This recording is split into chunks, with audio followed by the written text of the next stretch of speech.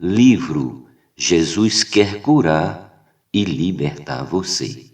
Pedro Dong, capítulo 2. Tema desta semana: os enviados do Rei. Meta de hoje: leitura das páginas 36 a 38.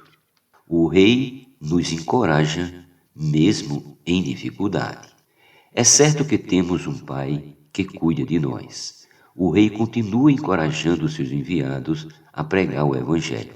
Não temais, pois bem mais valeis vós do que muitos pardais. Portanto, todo aquele que me confessa diante dos homens, também eu confessarei diante de meu Pai que está nos céus.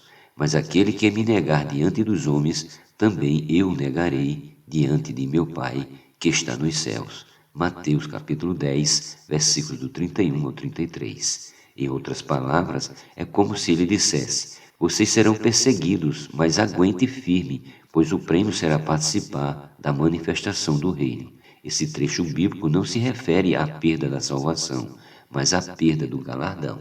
Em nosso viver, devemos confessar o Senhor diante dos homens. E como fazemos isso? Pregando o Evangelho, fazendo comportagem e transferindo as pessoas do império das trevas para o reino dos céus. Desse modo, não negaremos o nome do Senhor e naquele dia, diante do tribunal de Cristo, ele confessará nosso nome diante do Pai. Assim, reinaremos com ele no reino milenar. Uma guerra entre dois reinos.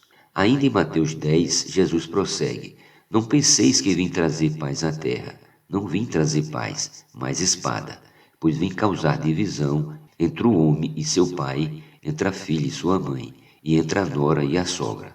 Assim os inimigos dos homens serão os da sua própria casa. Quem ama seu pai ou a sua mãe mais do que a mim, não é digno de mim. Quem ama seu filho ou sua filha mais do que a mim, não é digno de mim. E quem não toma a sua cruz e vem após mim, não é digno de mim. Versículos do 34 ao 38. Nesse contexto, o Senhor mostra que seus enviados sofrerão afrontas de seus familiares, que, instigados por Satanás, os perseguirão. Isso está dentro do esperado, pois o inimigo não ficará passivo diante da execução do plano de Deus de alcançar as pessoas, libertando-as de seu jugo e transferindo-as de reino. É evidente que é uma guerra entre dois reinos. Deus tem seu reino, seu domínio, de eternidade a eternidade. Ao rebelar-se contra Deus, Satanás abriu mão da autoridade a ele conferida anteriormente. Ele usurpou os reinos da terra e estabeleceu uma autoridade clandestina. Mas Deus tem um propósito que é expulsar as hostes malignas para definitivamente estabelecer seu reino na terra. Sabe-se, porém, que não há conquista de território sem luta. Quando Jesus diz que quem ama seu pai ou a sua mãe mais do que a mim não é digno de mim, não quer dizer que não devemos amar nossos familiares, e sim que devemos colocar o Senhor acima de tudo. Há situações que exigem escolhas, Deus ou nossa família, por exemplo. Nesse momento, precisamos de sabedoria, pois para seguir o Senhor é necessário duas coisas: não agradar nossa alma, ou seja, negar a nós mesmos e tomar a cruz. Portanto, devemos negar nossa vontade para fazer a vontade de Deus. Mateus 16, 24. Quem recebe os enviados, recebe o Rei. Jesus ainda disse: quem vos recebe a mim, me recebe, e quem me recebe, recebe aquele que me enviou. Quem recebe um profeta no caráter de profeta, receberá o galardão de profeta. Quem recebe um justo no caráter de justo, receberá o galardão de justo.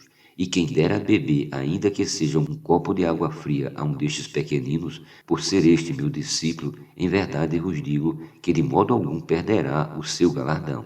Mateus capítulo 10, versículos do 40 ao 42. Que maravilha! Quem nos recebe, recebe o Rei. Assim sentimos-nos seguros ao ser enviados por Ele, que nos dá autoridade. Quem nos recebe, recebe o galardão de um justo, o galardão de um profeta. Nós somos os enviados de Deus desta era. O Senhor Jesus precisa de muitos enviados dispostos a negar a si mesmo para segui-lo. Ele quer trazer seu reino para a terra.